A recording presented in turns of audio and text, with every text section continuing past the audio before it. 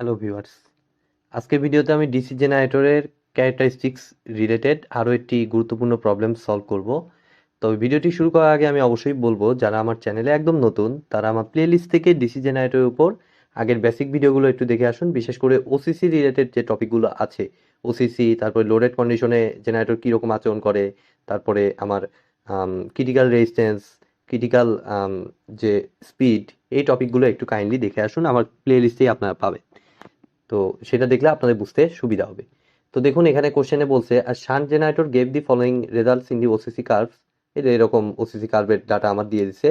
The field resistance is adjusted to 50 ohm. তো field রেজিস্ট্যান্সের ইয়েটা দিয়ে দিছে।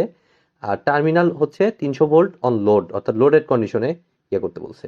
Armature resistance is 0.1 ohm and assuming that the flux is reduced by 5% due to armature reaction, অর্থাৎ armature রিয়াকশনও consider করতে বলছে। Find the load supplied by the generator. তো এমন কিছু প্রবলেম আসলে থাকে যেগুলোতে অ্যাকচুয়ালি ওসিসি কার্ভ প্লট করার কোনো প্রয়োজনই নেই। এটা হচ্ছে সেই টাইপের একটি প্রবলেম। তো এখানে দেখুন আমি কিভাবে এটা বুঝতে পারি। দেখুন যে ফার্স্টে আপনারা যে কাজটা করবেন, এটার আসলে ড্রাফটটা আঁকিয়ে ফেলার চেষ্টা করবেন, তাইলেই আপনি এই জিনিসটা নিজে নিজে বুঝে যাবেন। আসলে চর্চা করতে করতে এটা একসময় আপনি বুঝেই যাবেন যে আসলে কি হচ্ছে। তো ফার্স্টে দেখুন লোডেড কন্ডিশনে 300 ভোল্ট আমার দিছে, তো আমি একটা জেনারেটর আঁকিয়ে নিব সিম্পলি। তো শান্ট জেনারেটর আমি আঁকিয়ে নিলাম। তো ফিল্ড রেজিস্ট্যান্স কত? 50 ওহম। ফিল্ড রেজিস্ট্যান্সটা আমার হচ্ছে 50 ওহম। আর এখানে আর্মেচার রেজিস্ট্যান্স আছে, এটাকে সবসময় আর্মেচারের সাথে সিরিজে দিয়ে দিবেন। ঠিক আছে, তো আর্মেচার রেজিস্ট্যান্স কত? 0.1 ওহম। তাহলে এই 0.1 ওহম। দেন হচ্ছে আমার কি আর্মেচারটা দেখাবো। এই যে আর্মেচার,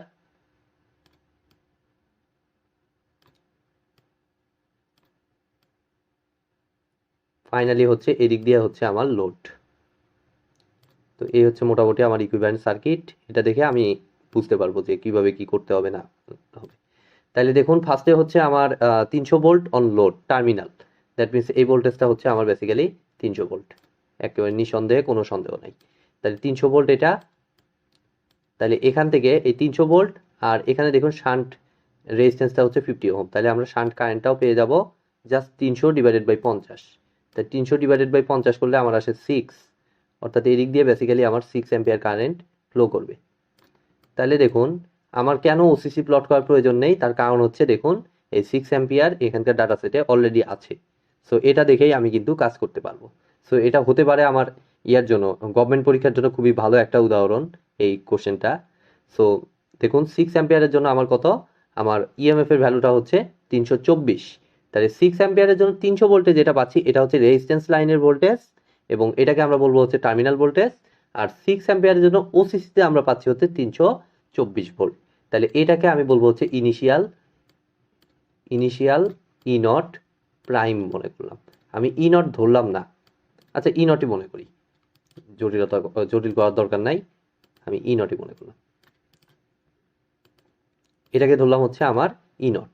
তাহলে ই নটের ভ্যালু কত আসলো? তাহলে 6 এর কারেসপন্ডিং ইয়ার ভ্যালু হচ্ছে 324। এটা একটু কথা আপনি লিখে নিলেন যে যেহেতু আমি দেখতে পাচ্ছি যে ওসিসি কার্ভে আমার 6 এর কারেসপন্ডিং ইএমএফ এর ভ্যালু 324, সো ই নটের ভ্যালুটা এখানে হবে হচ্ছে 324 ভোল্ট। এখন দেখুন আমার লাগবে হচ্ছে টার্মিনাল সাইডের লোড হিসাব করতে হবে, অর্থাৎ এই যে এটা লোড। লোড বলতে বেসিক্যালি বোঝায় হচ্ছে কিলোওয়াট ভ্যালুটা। ঠিক আছে, লোড কারেন্ট কিন্তু চাই না, আমার চাইছে লোড। তো লোড বলতে আমরা বুঝবো হচ্ছে কিলোওয়াট, কিলোওয়াট তো না ওয়াট আর কি, এসআই ইউনিট ওয়াট। আর ওয়াট যদি অনেক বড় হয়ে যায় সেটাকে আমরা ধরে নেই কিলোওয়াট। ঠিক আছে, তো সেখানে যাব, তার জন্য আমার অবশ্যই আর্মেচার কারেন্ট লাগবে। এই জায়গায় 324 ভোল্ট আছে, ঠিক আছে, বাট প্রথমে কিন্তু এখানে কিন্তু আর্মেচার রিয়াকশন বিবেচনা করতে বলছে। তো আমি কিন্তু লোডেড কন্ডিশনের যে গ্রাফ দেখাইছিলাম সেখানে কিন্তু প্রথমে আমার ড্রপটা ছিল হচ্ছে আর্মেচার রিয়াকশনের কারণে যে ড্রপটা ছিল সেটা। সো আর্মেচার রিয়াকশনের কারণে আমার ড্রপ কত? আমার বলছে 5% ফ্লাক্স রিডিউস হয়ে যাবে। তাহলে 5% ফ্লাক্স যদি রিডিউস হয়ে যায়, আমরা জানি যে ইএমএফ এর সাথে ইয়ার সম্পর্ক, ফ্লাক্সের সম্পর্ক সরাসরি সমানুপাতিক। ঠিক আছে, তাহলে ভোল্টেজটাও আমার কি হবে? 5% কমে যাবে। তাহলে অবশিষ্ট ভোল্টেজ কত থাকবে আমার? ই নট প্রাইম আমার মনে করলাম যে নতুন ভোল্টেজ, এবং সেই ভোল্টেজটা বেসিক্যালি হবে হচ্ছে আগের ভোল্টেজের 95%, কেননা 5% কমে গেছে, তাহলে অবশিষ্ট আছে 95%। তাহলে 0.95 ইন্টু আমার হচ্ছে 324। এখন দেখি হিসাব করে কত আসে। এটা হবে আমার ফাইনাল ভোল্টেজ, ফাইনাল ভোল্টেজটা, জেনারেটেড ভোল্টেজটা। ঠিক আছে, এটা অ্যাকচুয়ালি ই নট না, আমার এটা ভুল হইলো। ই নট হচ্ছে অপারেটিং পয়েন্টেরটা। ঠিক আছে, অপারেটিং পয়েন্ট, সরি, ইন্টারসেক্টিং পয়েন্টটা, এটা হচ্ছে ইজি। ঠিক আছে, এটা হচ্ছে ইজি। ঠিক আছে, যে ইয়া দিছে সেই কন্ডিশন অনুযায়ী অপারেটিং ভোল্টেজটা। তাই 0.95 ইন্টু 324, তাহলে কত হয়, গুণন দিলে আমার 307.8 ভোল্ট। তাহলে এটাকে আমি নিব 307.8 ভোল্ট। ফাইনালি আমাদের ইজির ভ্যালুটা আমি ক্যালকুলেশন করে পেলাম 307.8 ভোল্ট। এখন এটাকে ইউজ করে আমি বাদবাকি কাজ করব।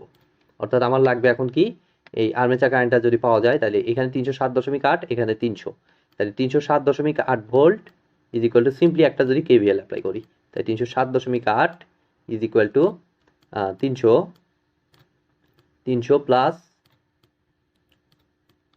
তাহলে এটার ভোল্টেজ সমান, যেহেতু এটা সাপ্লাই করতেছে তাহলে এই ভোল্টেজটা অবশ্যই বেশি হবে এর থেকে, প্লাস আইএ ইন্টু আর এ। তাহলে আইএ হচ্ছে আমরা বের করব আমাদের যে আর্মেচার কারেন্ট এটা, আর হচ্ছে আর এ হচ্ছে আমার 0.1। তাহলে আমরা দেখুন আই এর সুন্দর একটা ভ্যালু পেয়ে যাব এখান থেকে। আমরা দেখি কত আসে। আই এর ভ্যালুটা এখান থেকে হিসাব করলে আমার আসতেছে, দেখুন 307.8 মাইনাস 300 ডিভাইডেড বাই 0.1, 78 অ্যাম্পিয়ার। তাহলে এখানে আমার আসতেছে আই এর ভ্যালু 78 অ্যাম্পিয়ার। তাহলে 78 অ্যাম্পিয়ার আমার মেইন আইএ, এখান দিয়ে উপর দিকে এখান থেকে তৈরি হয়ে যে কারেন্টটা তৈরি হচ্ছে সেটা হচ্ছে 78 অ্যাম্পিয়ার, মানে জেনারেটর তৈরি করতেছে আর্মেচারে, দেন এটা ডিস্ট্রিবিউশন হচ্ছে দুই দিকে। তাহলে আমার এই দিকে বাইপাস হচ্ছে, ফিল্ডের দিকে বাইপাস হচ্ছে 6 অ্যাম্পিয়ার।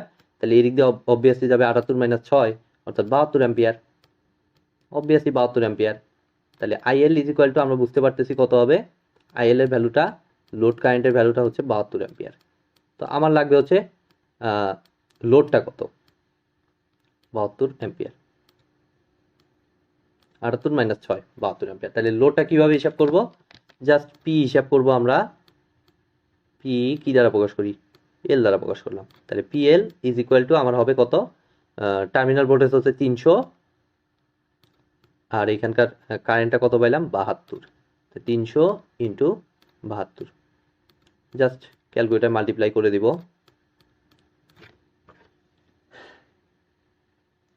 তাহলে 72 গুণ 300, 21,600 ওয়াট, 21,600 ওয়াট। তো ওয়াট ভ্যালু অনেক বেশি হয়ে গেছে, তো আমরা ওয়াট থেকে জাস্ট এটাকে একটু কিলোওয়াট বানিয়ে নেব।